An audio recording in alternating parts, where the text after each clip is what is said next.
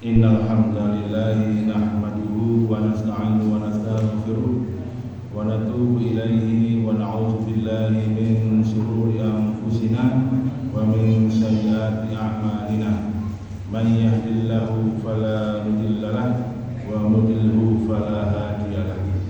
Asyhadu an la ilaha illallah wahdahu la syarika lahu wa asyhadu anna Muhammadan 'abduhu la nabiyya ba'dahu wala rasul ba'da. Shallallahu wa sallamu ala habibina Muhammadin sallallahu alaihi wasallam wa ala alihi wa ashabihi wa man tabi'ahum bi ihsanin ila yaumiddin. Faqala ta'ala fi kitabil karim, a'udzu billahi minasy syaithanir rajim. Bismillahirrahmanirrahim. Ya ayyuhalladzina amanu taqullaha wa la tanzur nafsun ma qaddamat lighad wattaqullaha innallaha khabirum bima ta'malun. Para muhtaramin, para bapak, para ibu, jamaah Masjid Bagus Salam rahimakumullah. Yang pertama, monggo kita selalu senantiasa untuk bersyukur Allah Subhanahu wa taala, khususipun wonten dalu menika saged sareng-sareng ngrawuhi untuk melaksanakan salat maghrib berjamaah lajeng thalabul ilmi ngantos isya, meskipun diiringi dengan berkah di menika hujan deras. Tapi insyaallah dengan tekad kita saged sareng-sareng rawuh seperti panggilan, mudah-mudahan dados amal saleh makbulah yang nanti bisa menambah timbangan kebaikan kita fi yaumil hisab. Allahumma amin. Yang kedua, selawat ma'asalam selalu ditujukan pada kita Nabiullah Muhammad SAW. Dalam satu riwayat disebutkan muttafaqun alaih, pernah suatu ketika Rasulullah itu menyampaikan satu materi kajian kepada para sahabat. Tiba-tiba datang seorang badui yang memotong ketika Rasulullah itu menyampaikan materi dengan pertanyaannya, ya Rasulullah, mata takun usaha, Kanjeng Nabi, kapan kiamat itu terjadi? Rasul mendel mawon tidak begitu memperhatikan badui yang bertanya seperti itu. Rasul menuliskan materinya.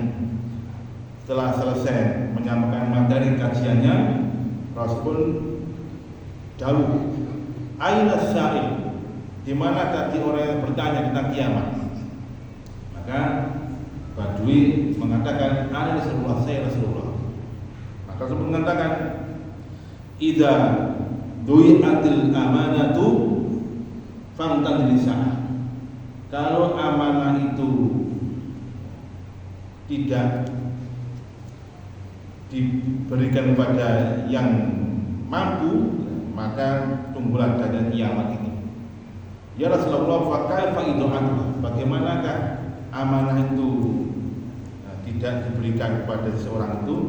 Dia mengatakan, idza usidal amru bil ahliya fa'lan bisa. Kalau persoalan diserahkan pada orang yang tidak kompeten, maka tunggulah saatnya kiamat akan terjadi. Nah, rahimahullah, hari ini kita akan mengkaji bab tersebut berkaitan dengan al-kabiratul hadl wal wasalasun, dosa besar yang ke-31. Kemarin telah kita bahas dosa besar yang ke-30, yaitu para pendusta, ya, karena kita masuk ke 31, yaitu al-qadhi as-su', para hakim-hakim yang culas, para hakim yang culas. Nah, jamaah rahimakumullah, kita awali dengan firman Allah surah An-Nisa ayat 58. Bismillahirrahmanirrahim. Innallaha ya'murukum an tu'adul amanati ila ahliha. Sesungguhnya Allah Subhanahu wa taala memerintahkan sekalian untuk menyampaikan amanah-amanah kepada yang berhak. Wa idza hakamtum bainan nasi an tahkum bil adl. Kalau kamu itu menjadi hakim, memutuskan satu persoalan kepada manusia, maka putuskanlah dengan cara yang adil. Terus perintahnya, kalau kita jadi hakim, maka kita juga untuk jadi hakim yang adil. Di surat Al-Maidah ayat 49 juga Allah peringatkan kepada kita kalau kita menjadi seorang hakim. Wa anihkum bainahum bima anzalallah. Maka hendaklah engkau itu menjadi hakim di antara mereka itu sesuai dengan yang telah Allah turunkan. Wala tattabi ahwa'ahum, dan jangan kalian itu mengikuti hawa nafsu mereka. Wahdharhum, dan berhati-hatilah kepada mereka, ayaftinuka an ba'din ma ilallahu ilaik, agar engkau tidak terjadi fitnah dan kemudian engkau berpaling daripada apa yang telah Allah turunkan kepada engkau sekalian. Jamaah rahimahullah, kita lihat sekarang ini kalau ada hukum yang ditegakkan, hukum itu kan tumpulnya ke atas, ya tajamnya ke bawah. Kalau orang mencuri ayam jago misalkan, harganya ayam jago berapa sih harganya? 150.000 misalkan, itu masya Allah digebuki bapak belur gak karu-karuan. Tapi ketika ada orang yang menggarong, mengkorupsi, mencuri dengan berbagai macam keahliannya hingga ratusan juta, miliaran juta, bahkan subhanallah, itu ternyata masih tetap aman-aman saja, bahkan tetap cengenges. Nah, kita lihat bagaimana Rasulullah itu menggambarkan tentang hakim, tentang orang yang menjadi qadhi, yang memutuskan satu persoalan. Di dalam Sahih Al-Hakim disebutkan dari sahabat Buraidah radhiyallahu anhu bahwa Rasul bersabda, al-qudatu salasatu, hakim atau qadhi itu dibagi dari 3 bagian. Qadhin fil jannah, satu hakim itu di surga. Wa qadhiyani fil nar, jangan 2 hakim itu di neraka. Jadi kalau kita lihat jumlahnya itu lebih banyak hakim yang masuk neraka daripada masuk surga. Jadi 3 macam hakim, yang 1 di surga, yang 2 di neraka. Qadhin fil jannah, yaitu qadhin arafal haqqa faqadha bihi fa huwa fil jannah. Qadhin atau hakim yang di surga itu adalah hakim yang dia mengetahui kebenaran, kemudian dia memutuskan sesuatu itu dengan kebenaran.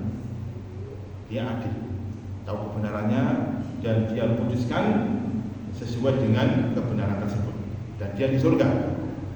Yang kedua, wa qadhin arfal haqqa fajara muta'ammidan fa huwa finnar, kata beliau. Yang kedua, ada qadhi, ada hakim yang dia itu tahu itu kebenaran, ini benar itu, tapi fajara, tapi dia menyimpang, muta'ammidan, dengan sengaja, fa huwa finnar, maka dia neraka.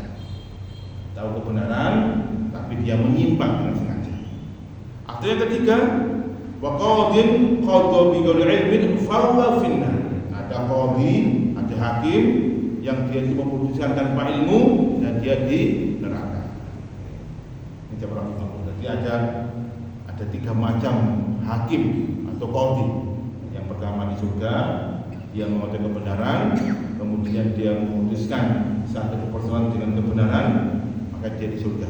Yang kedua, hakim atau qadhi yang dia itu tahu kebenaran, tapi kemudian dia itu menyimpang dengan sengaja karena ada kepentingan dan sebagainya, maka kemudian dia di neraka. Dan yang ketiga, ada qadhi yang dia memutuskan tanpa ilmu. Jamaah rahimahullah, Rasul juga mengatakan jabatan hakim atau jabatan qadhi itu jabatan sangat berbahaya, sangat berbahaya. Makanya harus berhati-hati. Sampai Rasul menyebutkan seperti ini dari sabda Hurairah. Rasul bersabda, man ju'ila qadhiyan faqad dubika bisikin, kata beliau. Subhanallah. Barang siapa yang dia dijadikan sebagai qadhi, maka sesungguhnya dia seperti disembelih, ya, dengan pisau. Artinya ini berbahaya, jabatan yang sangat beresiko, berbahaya. Sehingga sampai seperti itu. Kalau orang itu jadi sebagai qadhi, itu masa itu harus hati-hati karena ini seolah-olah dia itu sedang ya, lehernya ini akan disembelih dengan pisau. Ini artinya bahwa qadhi itu adalah jabatan yang sangat berbahaya, penting dan sangat berbahaya, sehingga harus berhati-hati. Seorang tabi'in bernama Fudail bin Iyad rahimahullah itu sampai mengatakan seperti ini. Yang bagi lil qadhi ayyakuna yauman fil qada wa yauman fil buka ala nafsi. Seorang hakim itu dia harus bisa mempunyai posisi di suatu saat ya, ketika dia itu mempunyai satu persoalan, maka dia harus melakukan dua hal. Yauman fi qada, satu hari dia bergunakan untuk konsentrasi betul untuk berijtihad memutuskan satu persoalan. Nah, karena bagaimana juga qadhi harus berijtihad. Nah, satu hari lagi kata beliau, wa yauman fil buka nafsi. Satu hari lagi dipakai untuk bermuhasabah, untuk menangis, ya, khawatir kalau apa yang dia telah putuskan itu salah. Nah, ini seperti itu para ulama. Ya, kalau qadhi itu tidak memutuskan sesuai dengan kebenaran, maka itu dosa besar. Terakhir, ya, kenapa jabatan qadhi ini sangat berbahaya? Aisyah itu sampai menceritakan di hadapan para sahabat ketika itu beliau pernah berkata, sami itu Rasulullah SAW, aku pernah mendengarkan kanjeng Nabi ucap, yu'ta bil qadhil adl yaumal qiyamah. Masya Allah ini. Jadi pada hari kiamat nanti itu akan didatangkan seorang qadhi yang adil. Yaumul hisab. Qadhi yang adil, bukan qadhi yang culas, tapi al-qadhi adil didatangkan. Kemudian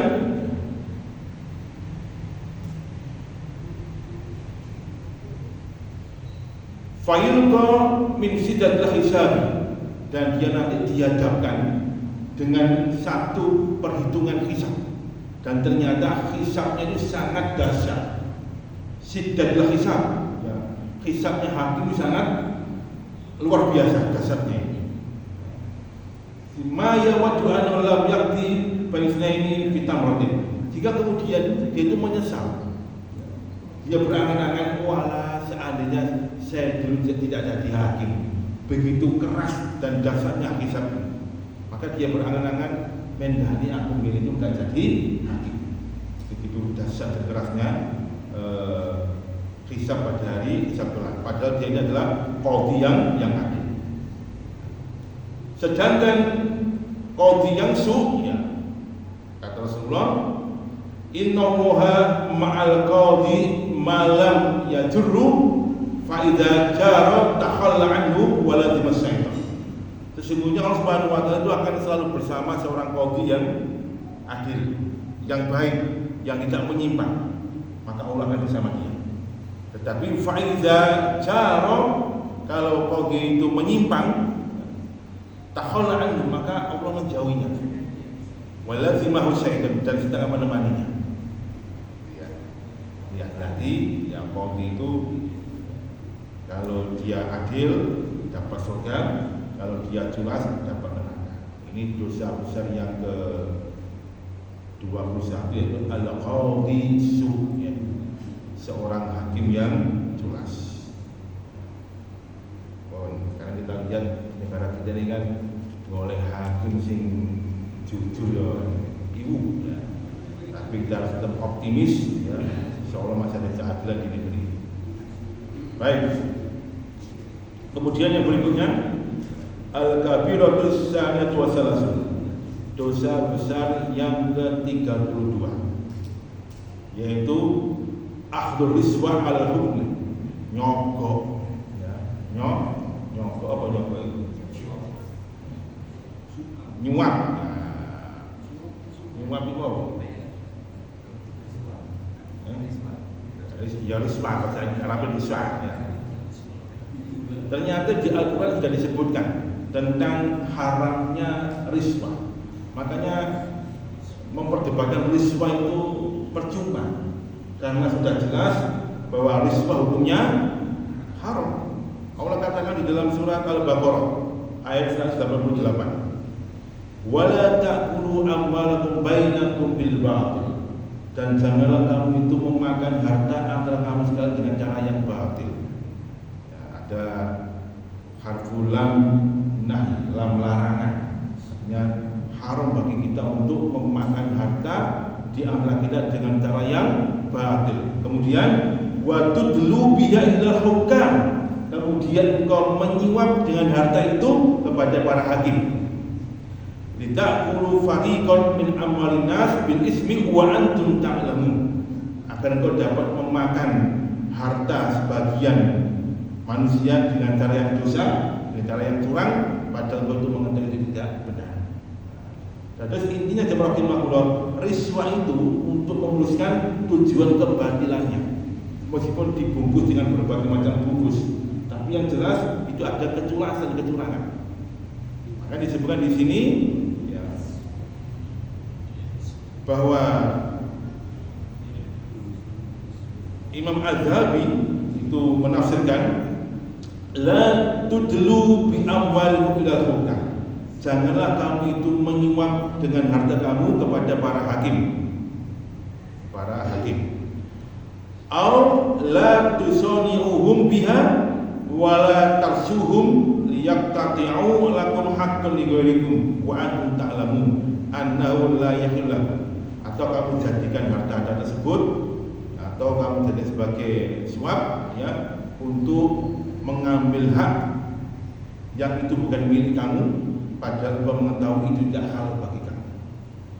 Jadi nyogok ya, menyuap hakim dalam rangka untuk mengambil hak yang itu bukan haknya. Sehingga Rasul dengan tegas mengatakan la'anallahu rasi wal murtasi fil hukmi, Allah melaknat orang yang rasi ya, orang yang menyuap, yu'ti riswah, memberikan suap ya, wal murtasi, itu orang yang mengambil harta tersebut yang disuap. Maksudnya suap bukan dulang loh Pak ya. Suap dulang, ini dulang loh, tak pokok ya. Artinya menyuap, nyogok. Sampai seperti itu dilaknat oleh Allah Subhanahu wa taala. Qaulul ulama, para ulama mengatakan ar-rasi wa alladzi yu'ti riswah, yang dimaksud rasi adalah orang yang memberikan suap dan harta. Sedangkan murtasi adalah orang yang mengambil harta. Kayak ya, dengan waktu pemilu kemarin ya, pilih aku betul tak samoni. Kami disamoni piro 200 ya. Jadi sing nyangoni ning ngerosi dan sampe sing ngambil dene murtasi. Dan itu dilarang Gusti Allah. Ya Allah, ini sing mulai dulu. Ayo dibalas mana? Itu berarti hukumnya sama dengan suap terhakim ya? Sama dengan suap terhakim tadi. Iya, sama. Karena tujuannya untuk mengambil hak yang itu bukan haknya.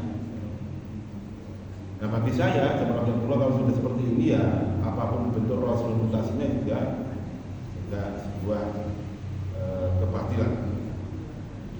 Nah, namun di sini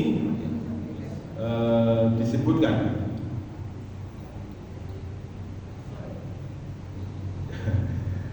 annal di hadis yang lain ya, annal la'nata 'ala rasi aidon, disebutkan di sini oleh Imam Az-Zahabi, annal la'nata 'ala rasi aidon ya, sesungguhnya laknat kepada suap itu juga itu berlaku pada as-sa'i bainahum ya, orang yang menghantarkan ya, sing ngantarno itu juga dapat laknat, sing memperkarakan ya, misalkan bawa apa, bawa kado Pak Win, iki ya dari kakung jenengan, ojo lali lah.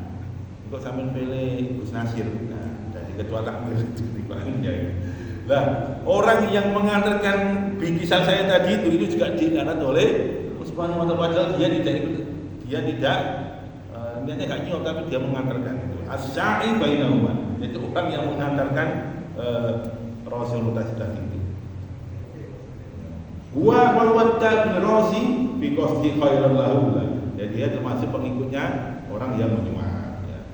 Nah ini jamaah rahimahullah, terus hati-hati kita jangan sampai terjebak kepada akhul su'al, yaitu mengambil menjadikan suap ya, suap menyuap.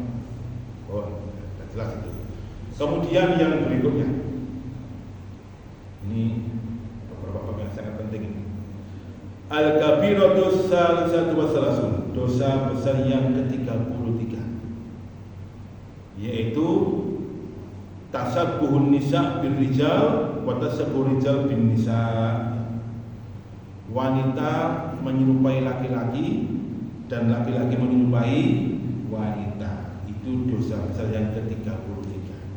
Kemarin itu ada berita heboh di Surabaya ya, ada pesta seks ya, para pelaku LGBT di sebuah hotel ya, ada 36 pasang.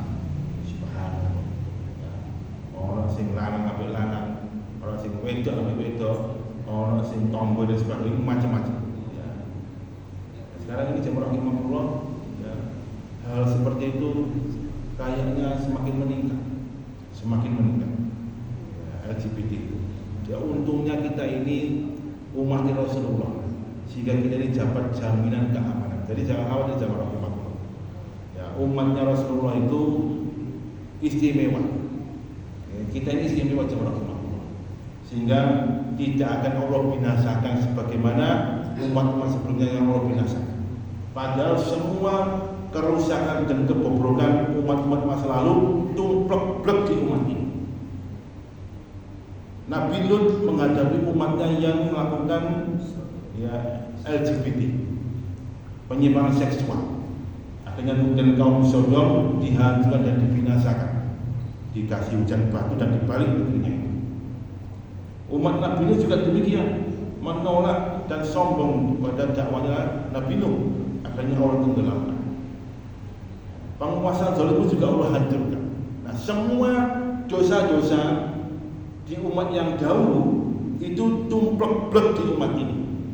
Ya. LGBT ada nggak di umat ini? Ada. Penguasa zalim ada nggak? Ada.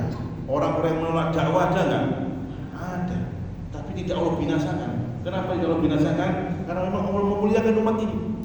Allah berikan 2 jimat yang mengawal umat ini. Sebagaimana sahabat Nabi bernama Abu Musa al-Asy'ari mengatakan, amanani fi ummati Rasulullah. Ada 2 jaminan keamanan di umat Rasulullah ini. Rufi al-wahid wa baqiyal akhar. Yang satu sudah diangkat. Yang tersisa tinggal satu ini.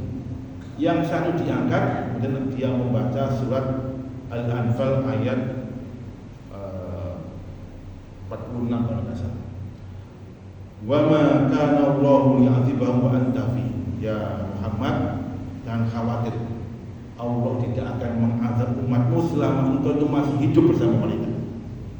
Selama ada kanjeng Nabi, maka umat Rasulullah tidak akan diazab. Warufi al-wahid ini sudah diangkat. Ya, jimatnya sudah diangkat. Maka tinggal satu, wa baqil akhir tinggal satu. Wa ma kana mu'adzibahum wa hum yastaghfirun. Dan Allah tidak akan mengazab umat ini selama ada jamaah Masjid Babus Salam yang beristighfar. Sehingga sak bobrok-bobrok umat ini tidak akan Allah binasakan selama masih ada jamaah Masjid Babus Salam yang beristighfar. Astagfirullah. Karena kita lihat bagaimana kondisi umat ini yang telah Rasul prediksi 14 abad yang lalu. Fi Sahihil Muslim anna Rasulullah SAW qala la'ana Allahu tasabihatu minan nisa bil rijal wa tasabihina minan rijali bin nisa. Allah melaknat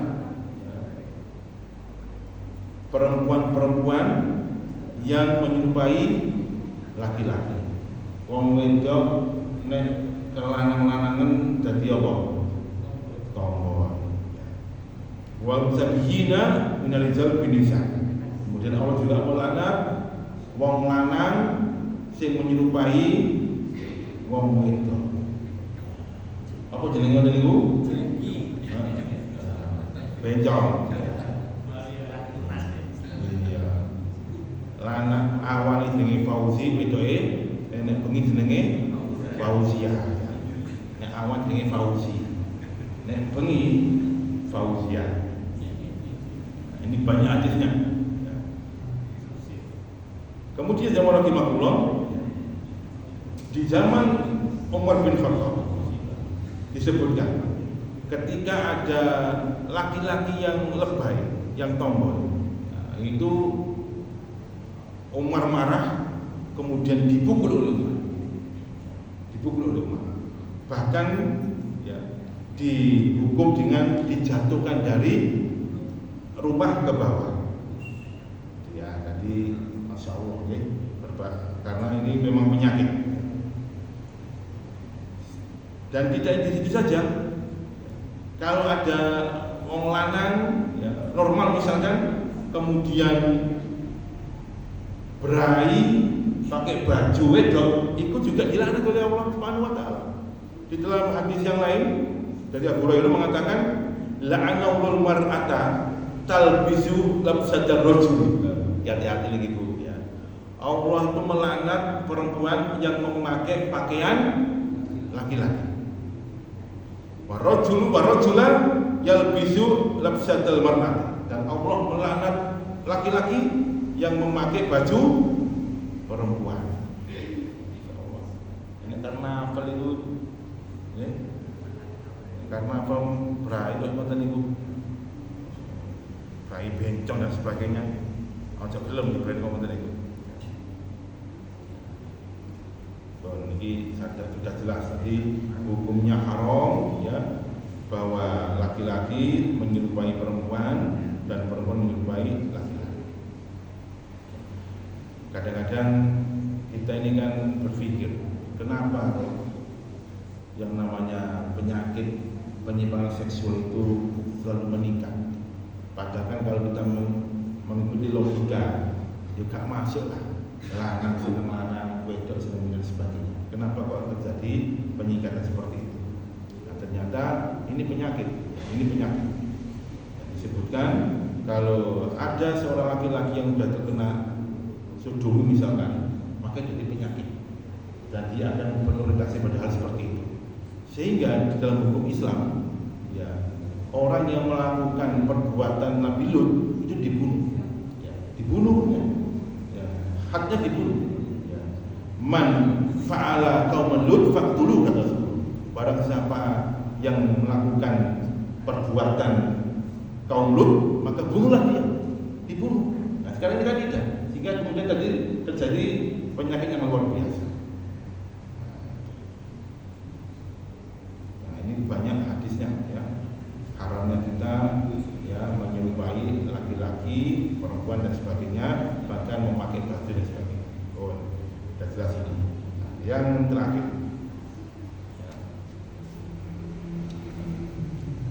al-kabiratu rabiyatu wassalas, dosa besar yang ke-34, yaitu akul haram wa tanawulu al-aywajinka, makan harta yang haram dan menikmatinya. Jadi memakan harta yang haram dan menikmatinya, termasuk tadi ya riswa itu juga memakan harta yang haram.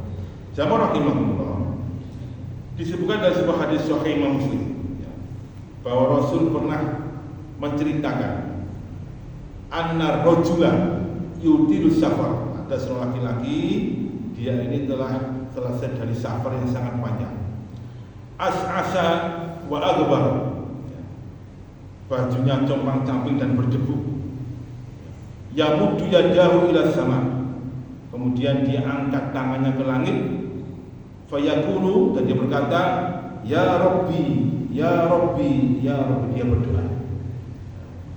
Wa mat'amuhu haram, sedangkan makanan yang dia makan itu haram, baik haram secara zatnya maupun haram secara tata cara mendapatkannya. Wa masrabuhu haram, minumannya itu haram. Wa malbasuhu haram, baju yang dia pakai ini dari sumber yang haram.